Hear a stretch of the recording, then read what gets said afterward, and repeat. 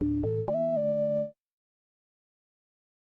following audiobook is a detective story by Charles Dickens. The story depicts his mastery over the depiction of human character. The story is fast-paced and engages the visualizer thoroughly. Please subscribe if you like my narration. Thank you. Hunted Down, 1860, by Charles Dickens. 1. Most of us see some romances in life. In my capacity as chief manager of a life assurance office, I think I have within the last 30 years seen more romances than the generality of men. However unpromising the opportunity may, at first sight, seem. As I have retired, and live at my ease, I possess the means that I used to want, of considering what I have seen, at leisure. My experiences have a more remarkable aspect, so reviewed, than they had when they were in progress. I have come home from the play now, and can recall the scenes of the drama upon which the curtain has fallen, free from the glare, bewilderment, and bustle of the theatre. Let me recall one of these romances of the real world. There is nothing truer than physiognomy, taken in connection with manner. The art of reading that book of which eternal wisdom obliges every human creature to present his or her own page with the individual character written on it, is a difficult one,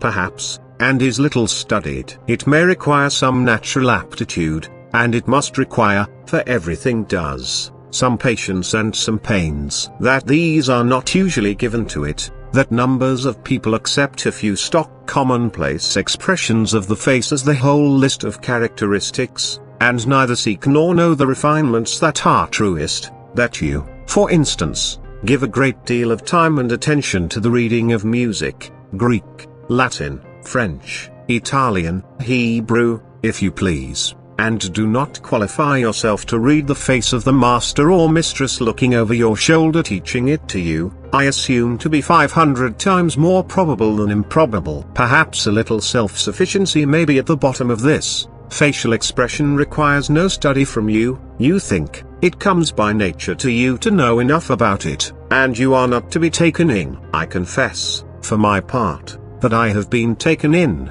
over and over again. I have been taken in by acquaintances, and I have been taken in, of course, by friends, far oftener by friends than by any other class of persons. How came I to be so deceived? Had I quite misread their faces? No, believe me, my first impression of those people, founded on face and manner alone, was invariably true. My mistake was in suffering them to come nearer to me and explain themselves away. 2. The partition which separated my own office from our general outer office in the city was of thick plate glass. I could see through it what passed in the outer office, without hearing a word. I had it put up in place of a wall that had been there for years, ever since the house was built. It is no matter whether I did or did not make the change in order that I might derive my first impression of strangers, who came to us on business, from their faces alone, without being influenced by anything they said. Enough to mention that I turned my glass partition to that account, and that a life assurance office is at all times exposed to be practiced upon by the most crafty and cruel of the human race. It was through my glass partition that I first saw the gentleman whose story I am going to tell. He had come in without my observing it, and had put his hat and umbrella on the broad counter, and was bending over it to take some papers from one of the clerks. He was about 40 or so, dark, exceedingly well dressed in black, being in mourning, and the hand he extended with a polite air, had a particularly well-fitting black kid glove upon it. His hair, which was elaborately brushed and oiled, was parted straight up the middle, and he presented this parting to the clerk, exactly, to my thinking, as if he had said, in so many words, "You must take me, if you please, my friend, just as I show myself. Come straight up here, follow the gravel path, keep off the grass, I allow no trespassing." I conceived a very great aversion to that man the moment I thus saw him. He had asked for some of our printed forms, and the clerk was giving them to him and explaining them. An obliged and agreeable smile was on his face, and his eyes met those of the clerk with a sprightly look. I have known a vast quantity of nonsense talked about bad men not looking you in the face. Don't trust that conventional idea. Dishonesty will stare honesty out of countenance, any day in the week, if there is anything to be got by it. I saw, in the corner of his eyelash, that he became aware of my looking at him. Immediately he turned the parting in his hair toward the glass partition, as if he said to me with a sweet smile, "Straight up here, if you please." Off the grass. In a few moments he had put on his hat and taken up his umbrella, and was gone. I beckoned the clerk into my room, and asked, who was that? He had the gentleman's card in his hand. "Mr. Julius Slinkton, Middle Temple." "A barrister, Mr. Adams?" "I think not, sir. I should have thought him a clergyman, but for his having no reverend here," said I. "Probably, from his appearance," Mr. Adams replied. "He is reading for orders." I should mention that he wore a dainty white cravat, and dainty linen altogether. "What did he want, Mr. Adams?" "Merely a form of proposal, sir, and form of reference." "Recommended here, did he say?" "Yes, he said he was recommended here by a friend of yours. He noticed you, but said that as he had not the pleasure of your personal acquaintance he would not trouble you." "Did he know my name?" "Oh yes, sir. He said, 'There is Mr. Sampson, I see.' A well-spoken gentleman, apparently." "Remarkably so, sir." "Insinuating manners, apparently." "Very much so, indeed, sir." "Ha!" said I. "I want nothing at present, Mr. Adams." Within a fortnight of that day I went to dine with a friend of mine, a merchant, a man of taste, who buys pictures and books, and the first man I saw among the company was Mr. Julius Slinkton. There he was, standing before the fire, with good large eyes and an open expression of face, but still, I thought, requiring everybody to come at him by the prepared way he offered, and by no other. I noticed him ask my friend to introduce him to Mr. Sampson, and my friend did so. Mr. Slinkton was very happy to see me. Not too happy, there was no overdoing of the matter, happy in a thoroughly well-bred, perfectly unmeaning way. "I thought you had met," our host observed. "No," said Mr. Slinkton. "I did look in at Mr. Sampson's office, on your recommendation, but I really did not feel justified in troubling Mr. Sampson himself, on a point in the everyday routine of an ordinary clerk. I said I should have been glad to show him any attention on our friend's introduction." "I am sure of that," said he, "and am much obliged. At another time, perhaps, I may be less delicate. Only, however, if I have real business, for I know, Mr. Sampson, how precious business time is, and what a vast number of impertinent people there are in the world." I acknowledged his consideration with a slight bow. "You were thinking," said I, "of effecting a policy on your life." "Oh dear no. I am afraid I am not so prudent as you pay me the compliment of supposing me to be, Mr. Sampson. I merely inquired for a friend. But you know what friends are in such matters. Nothing may ever come of it. I have the greatest reluctance to trouble men of business with inquiries for friends, knowing the probabilities to be 1,000 to 1 that the friends will never follow them up. People are so fickle, so selfish, so inconsiderate. Don't you, in your business, find them so every day, Mr. Sampson?" I was going to give a qualified answer, but he turned his smooth, white parting on me with its "straight up here, if you please."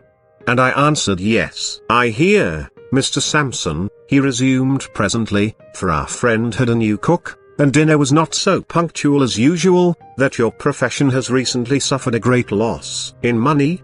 said I. He laughed at my ready association of loss with money, and replied, "No, in talent and vigor." Not at once following out his allusion, I considered for a moment. "Has it sustained a loss of that kind?"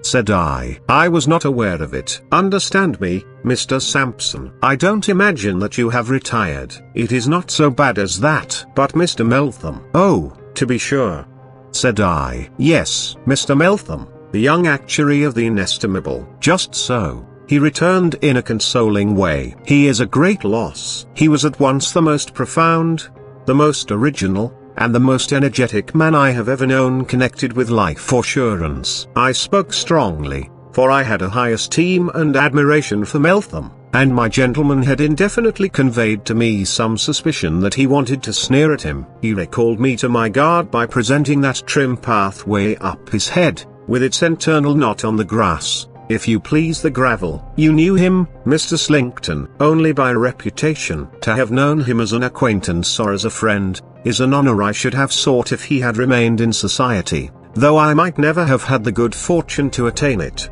being a man of far inferior mark. He was scarcely above 30, I suppose. About 30. Ah.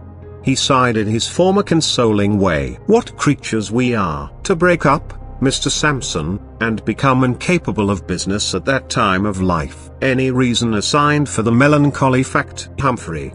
Thought I, as I looked at him. But I won't go up the track, and I will go on the grass. What reason have you heard assigned, Mr. Slinkton?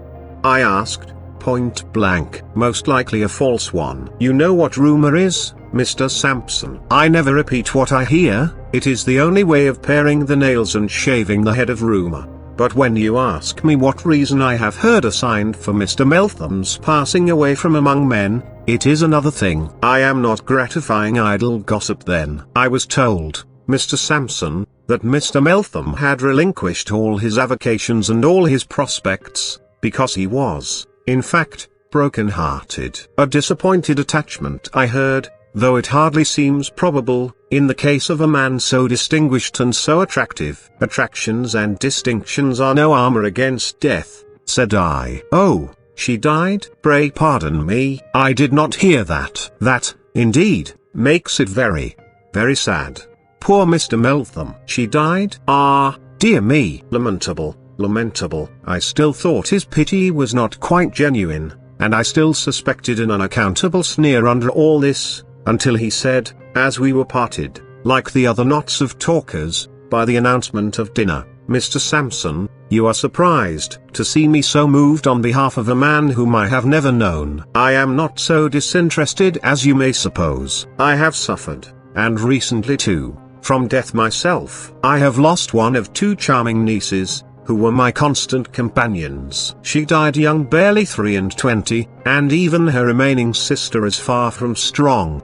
The world is a grave. He said this with deep feeling, and I felt reproached for the coldness of my manner. Coldness and distrust had been engendered in me, I knew, by my bad experiences. They were not natural to me, and I often thought how much I had lost in life, losing trustfulness, and how little I had gained, gaining hard caution. This state of mind being habitual to me, I troubled myself more about this conversation than I might have troubled myself about a greater matter. I listened to his talk at dinner, and observed how readily other men responded to it, and with what a graceful instinct he adapted his subjects to the knowledge and habits of those he talked with. As, in talking with me, he had easily started the subject I might be supposed to understand best, and to be the most interested in, so, in talking with others, he guided himself by the same rule. The company was of a varied character, but he was not at fault,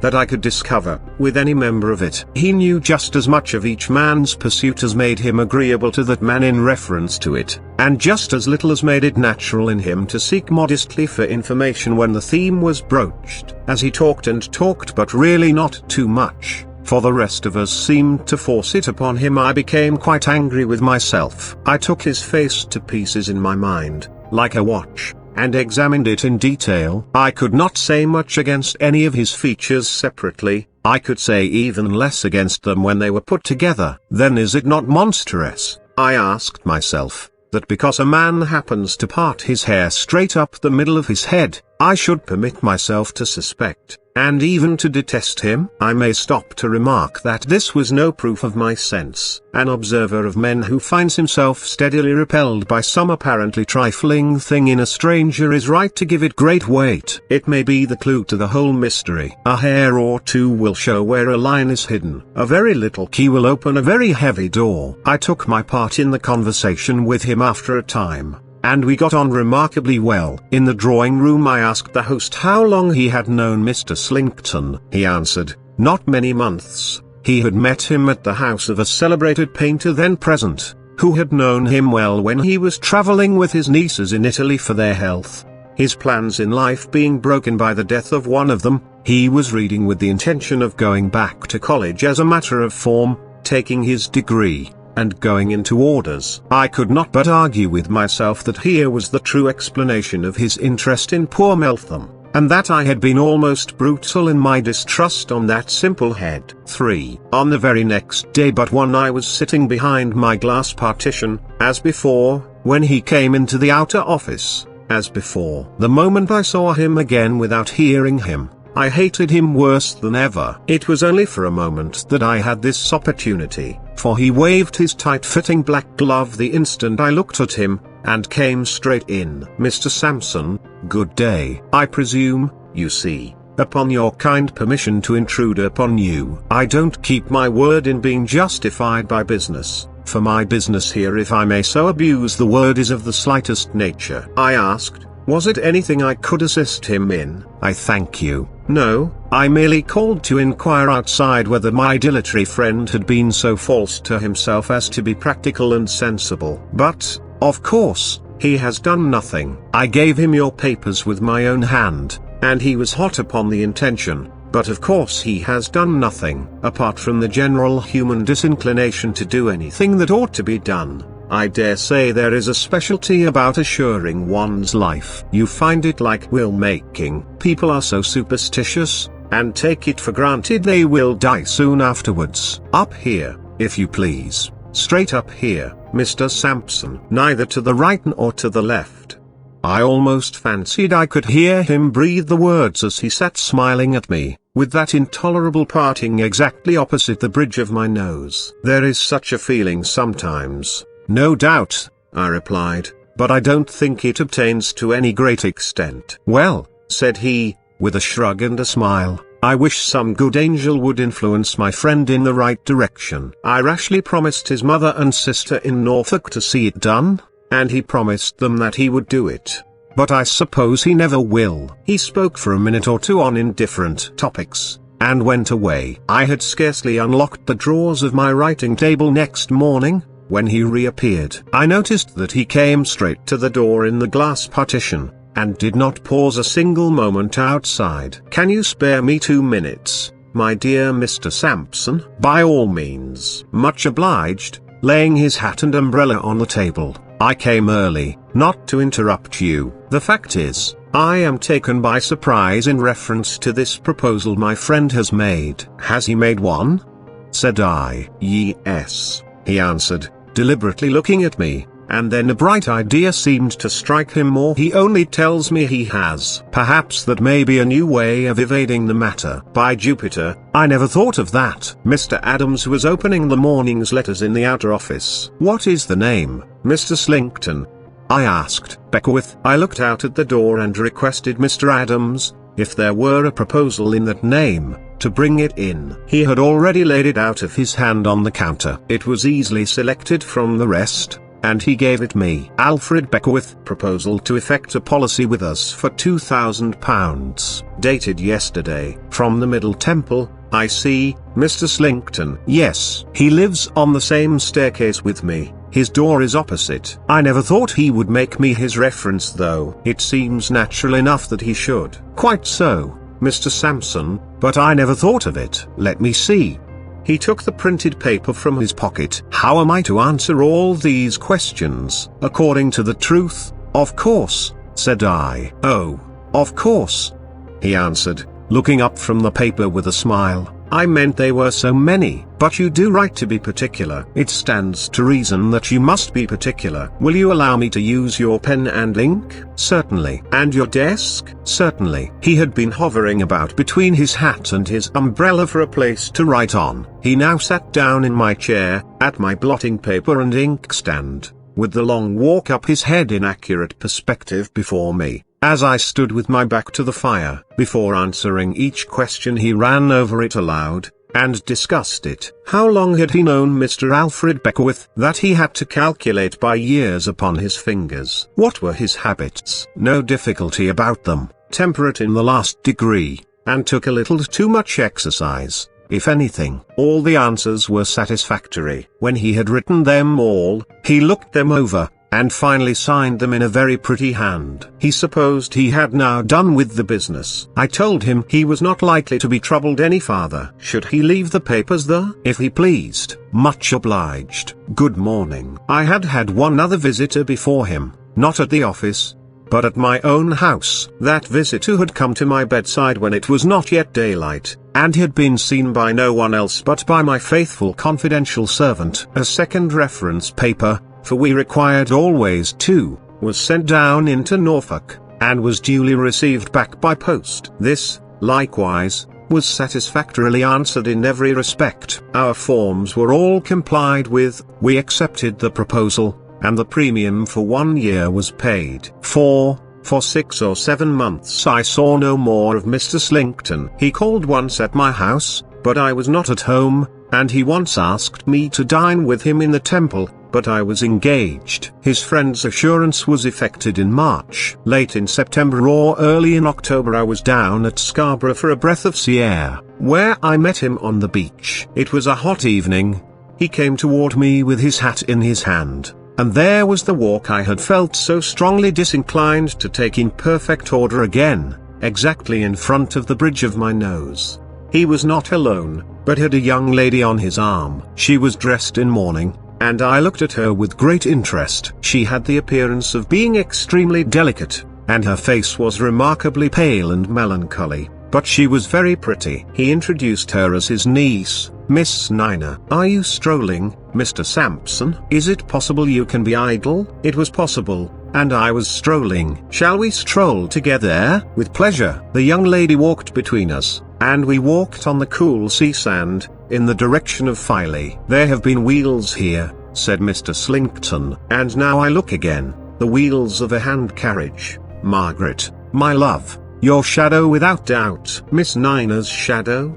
I repeated, looking down at it on the sand. "Not that one," Mr. Slinkton returned, laughing. "Margaret, my dear, tell Mr. Sampson." "Indeed," said the young lady, turning to me, "there is nothing to tell except that I constantly see the same invalid old gentleman at all times, wherever I go. I have mentioned it to my uncle, and he calls the gentleman my shadow." "Does he live in Scarborough?"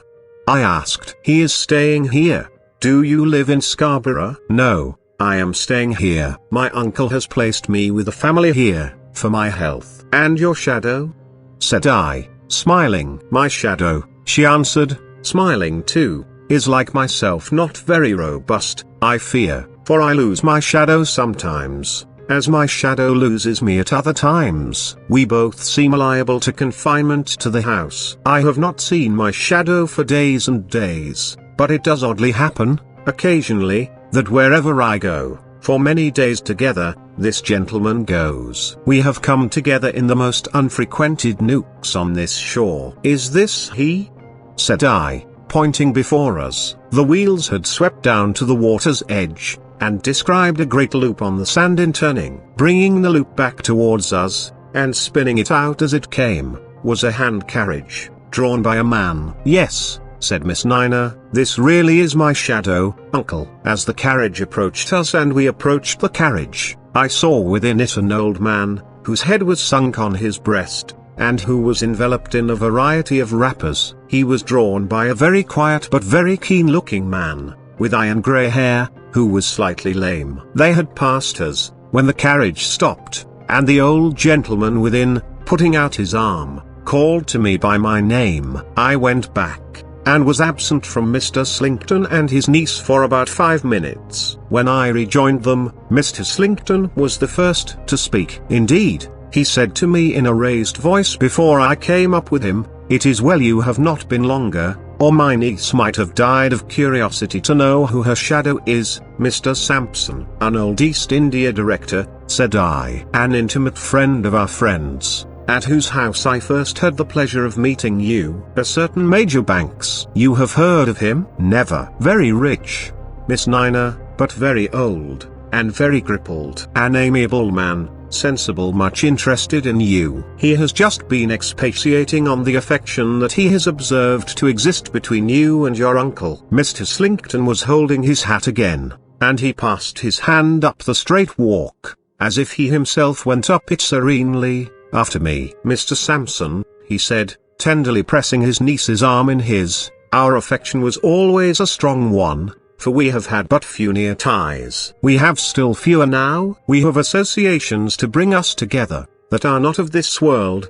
Margaret, dear uncle, murmured the young lady, and turned her face aside to hide her tears. My niece and I have such remembrances and regrets in common, Mr. Sampson, he feelingly pursued, that it would be strange indeed if the relations between us were cold or indifferent. If I remember a conversation we once had together, you will understand the reference I make. Cheer up, dear Margaret. Don't droop. Don't droop. My Margaret, I cannot bear to see you droop. The poor young lady was very much affected, but controlled herself. His feelings, too, were very acute. In a word, he found himself under such great need of a restorative, that he presently went away, to take a bath of sea water, leaving the young lady and me sitting by a point of rock, and probably presuming but that you will say was a pardonable indulgence in a luxury that she would praise him with all her heart. She did, poor thing. With all her confiding heart, she praised him to me, for his care of her dead sister, and for his untiring devotion in her last illness. The sister had wasted away very slowly, and wild and terrible fantasies had come over her toward the end, but he had never been impatient with her, or at a loss, had always been gentle, watchful, and self-possessed. The sister had known him, as she had known him, to be the best of men, the kindest of men, and yet a man of such admirable strength of character, as to be a very tower for the support of their weak natures while their poor lives endured. I shall leave him, Mr. Sampson, very soon, said the young lady. I know my life is drawing to an end, and when I am gone, I hope he will marry and be happy. I am sure he has lived single so long, only for my sake, and for my poor sisters. The little hand carriage had made another great loop on the damp sand, and was coming back again, gradually spinning out a slim figure of 8, half a mile long. Young lady, said I, looking around, laying my hand upon her arm, and speaking in a low voice, time presses. You hear the gentle murmur of that sea picture, young lady, said I, laying my hand upon her arm.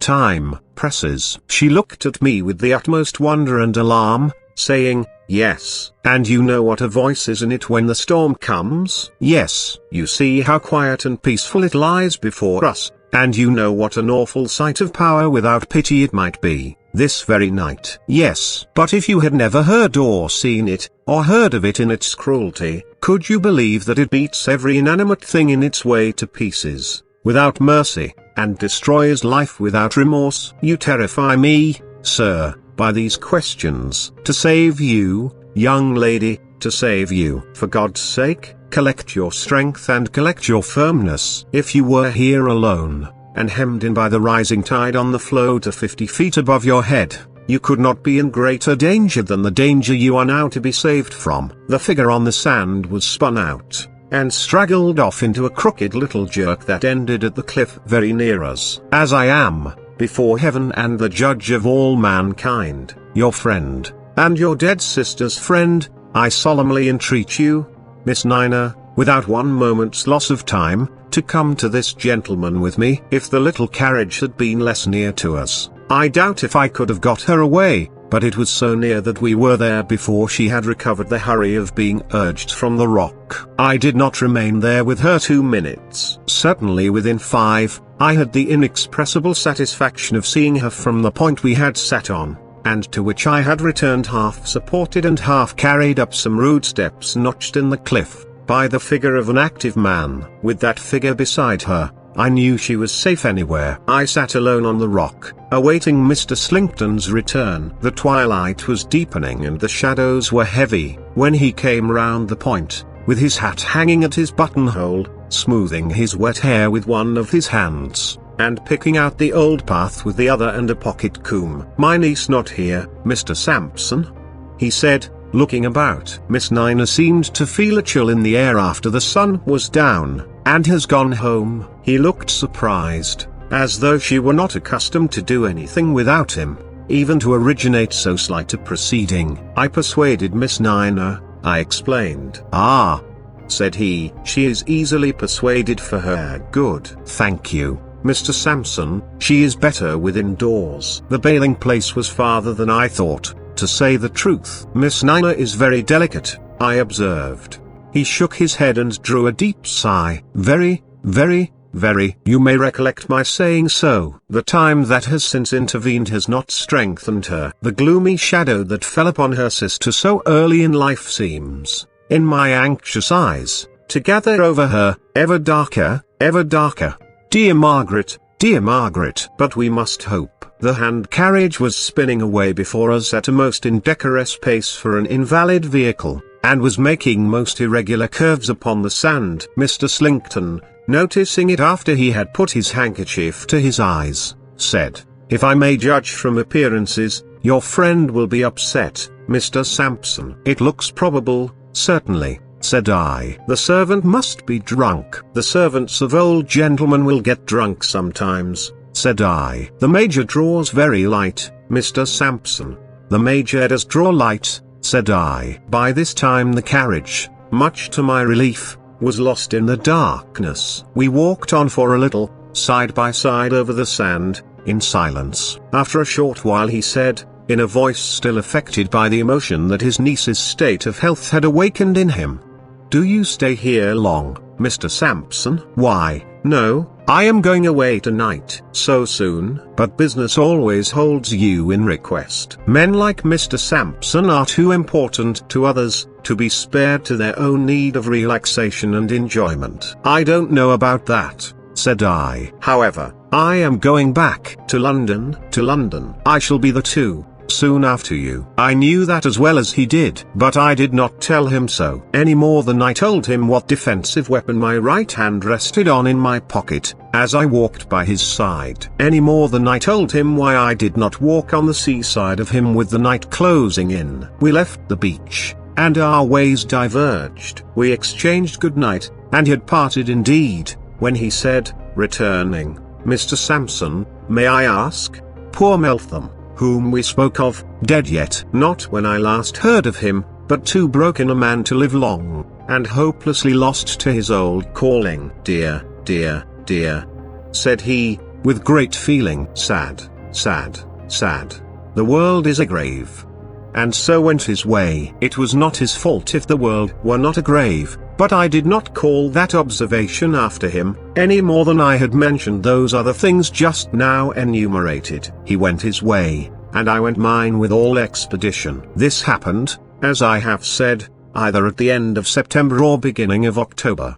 The next time I saw him, and the last time, was late in November. 5. I had a very particular engagement to breakfast in the Temple. It was a bitter northeasterly morning, and the sleet and slush lay inches deep in the streets. I could get no conveyance, and was soon wet to the knees, but I should have been true to that appointment, though I had to wade to it up to my neck in the same impediments. The appointment took me to some chambers in the Temple. They were at the top of a lonely corner house overlooking the river. The name, Mr. Alfred Beckwith, was painted on the outer door. On the door opposite, on the same landing, the name Mr. Julius Slinkton. The doors of both sets of chambers stood open, so that anything said aloud in one set could be heard in the other. I had never been in those chambers before. They were dismal, close, unwholesome, and oppressive. The furniture, originally good, and not yet old, was faded and dirty.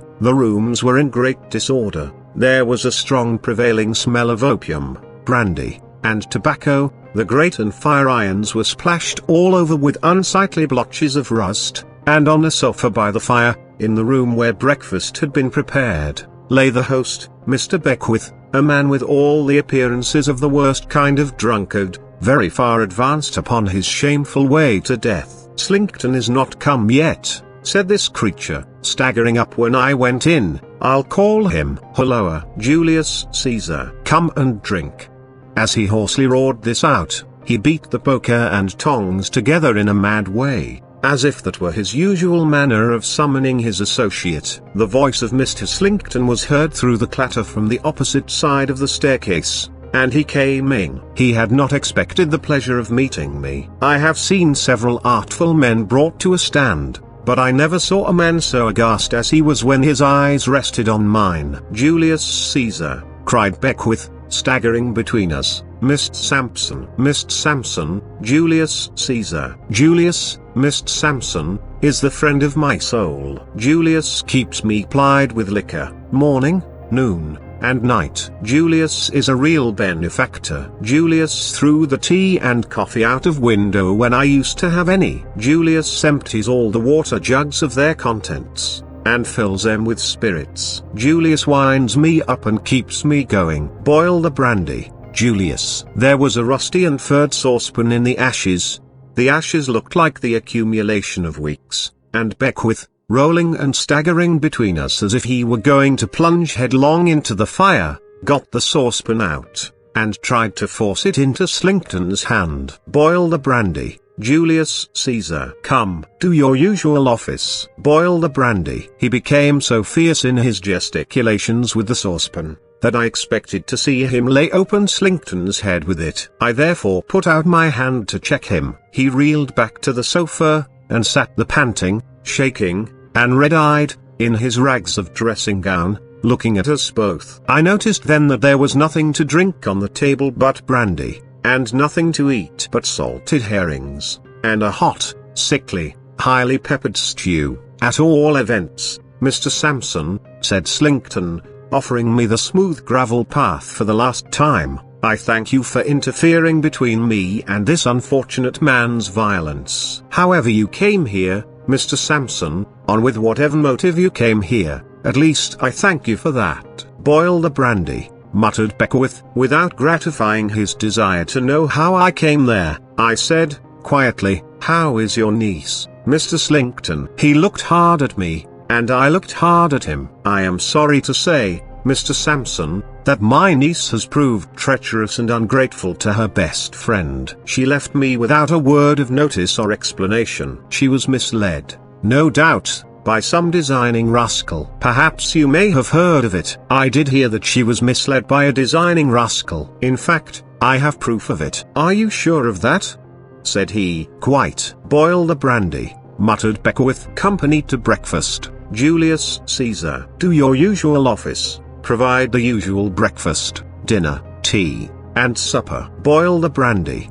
The eyes of Slinkton looked from him to me, and he said, after a moment's consideration, "Mr. Sampson, you are a man of the world, and so am I. I will be plain with you." "Oh no, you won't," said I, shaking my head. "I tell you, sir, I will be plain with you." "And I tell you you will not," said I. "I know all about you. You plain with anyone?" "Nonsense, nonsense." "I plainly tell you, Mr. Sampson," he went on, with a manner almost composed, "that I understand your object. You want to save your funds, and escape from your liabilities. These are old tricks of trade with you office gentlemen. But you will not do it, sir. You will not succeed. You have not an easy adversary to play against. When you play against me, we shall have to inquire, in due time, when and how Mr. Beckwith fell into his present habits." With that remark, sir, I put this poor creature, and his incoherent wanderings of speech, aside, and wish you a good morning and a better case next time. While he was saying this, Beckwith had filled a half-pint glass with brandy. At this moment, he threw the brandy at his face, and threw the glass after it. Slinkton put his hands up, half blinded with the spirit, and cut with the glass across the forehead. At the sound of the breakage, a fourth person came into the room, closed the door, and stood at it.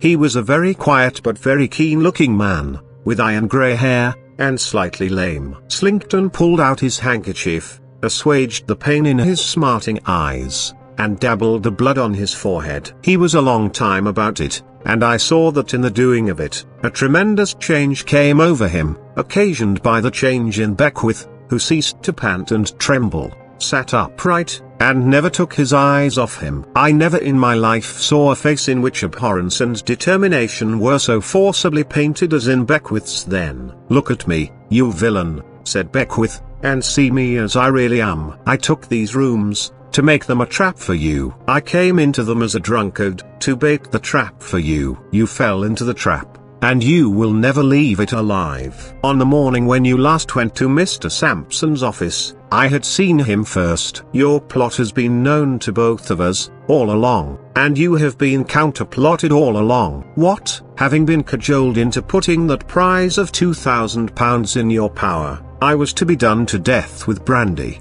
and, brandy not proving quick enough, with something quicker? Have I never seen you, when you thought my senses gone, pouring from your little bottle into my glass? Why, you murderer and forger, alone here with you in the dead of night, as I have so often been, I have had my hand upon the trigger of a pistol, 20 times, to blow your brains out. This sudden starting up of the thing that he had supposed to be his imbecile victim into a determined man, with a settled resolution to hunt him down and be the death of him, mercilessly expressed from head to foot, was, in the first shock, too much for him. Without any figure of speech, he staggered under it. But there is no greater mistake than to suppose that a man who is a calculating criminal, is, in any phase of his guilt, otherwise than true to himself, and perfectly consistent with his whole character. Such a man commits murder, and murder is the natural culmination of his course. Such a man has to outface murder, and will do it with hardihood and effrontery. It is a sort of fashion to express surprise that any notorious criminal, having such crime upon his conscience, can so brave it out. Do you think that if he had it on his conscience at all, or had a conscience to have it upon, he would ever have committed the crime? Perfectly consistent with himself, as I believe all such monsters to be, this Slinkton recovered himself, and showed a defiance that was sufficiently cold and quiet. He was white, he was haggard, he was changed, but only as a sharper who had played for a great stake and had been outwitted and had lost the game. Listen to me, you villain, said Beckwith, and let every word you hear me say be a stab in your wicked heart. When I took these rooms, to throw myself in your way and lead you on to the scheme that I knew my appearance and supposed character and habits would suggest to such a devil, how did I know that? Because you were no stranger to me. I knew you well, and I knew you to be the cruel wretch who, for so much money, had killed one innocent girl while she trusted him implicitly, and who was by inches killing another. Slinkton took out a snuff box, took a pinch of snuff, and laughed. But see here, said Beckwith, never looking away, never raising his voice, never relaxing his face, never unclenching his hand. See what a dull wolf you have been, after all. The infatuated drunkard who never drank a 50th part of the liquor you plied him with, but poured it away, here, there, everywhere almost before your eyes, who bought over the fellow you set to watch him and to ply him, by outbidding you in his bribe, before he had been at his work 3 days, with whom you have observed no caution, yet who was so bent on ridding the earth of you as a wild beast, that he would have defeated you if you had been ever so prudent. That drunkard whom you have, many a time, left on the floor of this room, and who has even let you go out of it, alive and undeceived, when you have turned him over with your foot, has, almost as often, on the same night, within an hour, within a few minutes, watched you awake, had his hand at your pillow when you were asleep, turned over your papers, taken samples from your bottles and packets of powder, changed their contents, rifled every secret of your life. He had had another pinch of snuff in his hand, but had gradually let it drop from between his fingers to the floor, where he now smoothed it out with his foot, looking down at it the while. Picture, he had another pinch of snuff in his hand, but gradually let it drop from between his fingers. That drunkard, said Beckwith, who had free access to your rooms at all times, that he might drink the strong drinks that you left in his way and be the sooner ended, holding no more terms with you than he would hold with a tiger, has had his master key for all your locks, his test for all your poisons, his clue to your cipher writing. He can tell you, as well as you can tell him, how long it took to complete that deed, what doses there were, what intervals, what signs of gradual decay upon mind and body, what distempered fancies were produced, what observable changes, what physical pain. He can tell you, as well as you can tell him, that all this was recorded day by day, as a lesson of experience for future service. He can tell you, better than you can tell him, where that journal is at this moment. Slinkton stopped the action of his foot, and looked at Beckwith. "No," said the latter, as if answering a question from him. "Not in the drawer of the writing desk that opens with a spring. It is not there, and it never will be there again." "Then you are a thief," said Slinkton, without any change whatever in the inflexible purpose, which it was quite terrific even to me to contemplate, and from the power of which I had always felt convinced it was impossible for this wretch to escape. Beckwith returned. "And I am your niece's shadow, too." With an imprecation Slinkton put his hand to his head, tore out some hair, and flung it to the ground. It was the end of the smooth walk. He destroyed it in the action, and it will soon be seen that his use for it was past. Beckwith went on, "Whenever you left here, I left here. Although I understood that you found it necessary to pause in the completion of that purpose, to avert suspicion, still I watched you close, with the poor confiding girl. When I had the diary, and could read it word by word, it was only about the night before your last visit to Scarborough. You remember the night. You slept with a small flat vial tied to your wrist. I sent to Mr. Sampson, who was kept out of view. This is Mr. Sampson's trusty servant standing by the door. We three saved your niece among us." Slinkton looked at us all, took an uncertain step or two from the place where he had stood, returned to it, and glanced about him in a very curious way, as one of the meaner reptiles might, looking for a hole to hide in. I noticed at the same time that a singular change took place in the figure of the man, as if it collapsed within his clothes, and they consequently became ill-shapen and ill-fitting. "You shall know," said Beckwith, "for I hope the knowledge will be bitter and terrible to you, why you have been pursued by one man, and why, when the whole interest that Mr. Sampson represents would have expended any money in hunting you down, you have been tracked to death at a single individual's charge. I hear you have had the name of Meltham on your lips sometimes." I saw,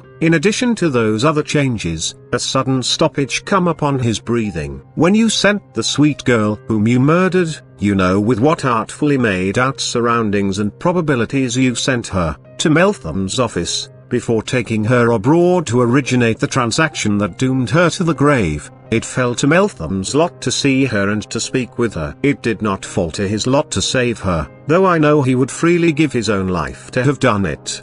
He admired her, I would say he loved her deeply, if I thought it possible that you could understand the word. When she was sacrificed, he was thoroughly assured of your guilt. Having lost her, he had but one object left in life, and that was to avenge her and destroy you. I saw the villain's nostrils rise and fall convulsively, but I saw no moving at his mouth. That man Meltham, Beckwith steadily pursued, was as absolutely certain that you could never elude him in this world, if he devoted himself to your destruction with his utmost fidelity and earnestness, and if he divided the sacred duty with no other duty in life, as he was certain that in achieving it he would be a poor instrument in the hands of Providence, and would do well before heaven in striking you out from among living men. I am that man, and I thank God that I have done my work. If Slinkton had been running for his life from swift-footed savages, a dozen miles, he could not have shown more emphatic signs of being oppressed at heart and laboring for breath, than he showed now, when he looked at the pursuer who had so relentlessly hunted him down. You never saw me under my right name before. You see me under my right name now. You shall see me once again in the body, when you are tried for your life. You shall see me once again in the spirit, when the cord is round your neck, and the crowd are crying against you. When Meltham had spoken these last words, the miscreant suddenly turned away his face, and seemed to strike his mouth with his open hand. At the same instant, the room was filled with a new and powerful odor, and, almost at the same instant, he broke into a crooked run, leap, start, I have no name for the spasm, and fell, with a dull weight that shook the heavy old doors and windows in their frames. That was the fitting end of him. When we saw that he was dead, we drew away from the room, and Meltham, giving me his hand, said, with a weary air, I have no more work on earth,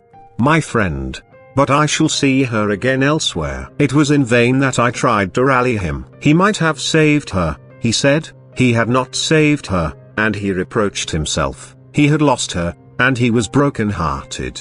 The purpose that sustained me is over, Sampson, and there is nothing now to hold me to life. I am not fit for life, I am weak and spiritless, I have no hope and no object, my day is done. In truth, I could hardly have believed that the broken man who then spoke to me was the man who had so strongly and so differently impressed me when his purpose was before him. I used such entreaties with him as I could, but he still said, and always said, in a patient, undemonstrative way, nothing could avail him. He was broken-hearted. He died early in the next spring. He was buried by the side of the poor young lady for whom he had cherished those tender and unhappy regrets, and he left all he had to her sister. She lived to be a happy wife and mother. She married my sister's son, who succeeded poor Meltham. She is living now, and her children ride about the garden on my walking stick when I go to see her.